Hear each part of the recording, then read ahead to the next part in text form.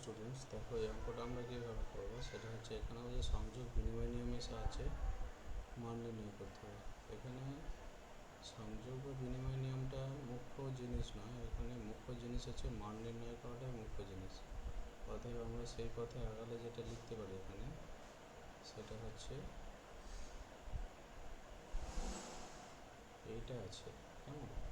এখানে একটাই মাইনাস আছে, আমি মাইনাসটাকে প্রথমেই নিয়ে গেলাম, সেটা হচ্ছে 21, 39, 87 and 13, 29, 27, 21। এখানে 21 গেল, আচ্ছা 29 3-তে 87 গেল, আচ্ছা 13 3-তে 31, ঠিক আছে,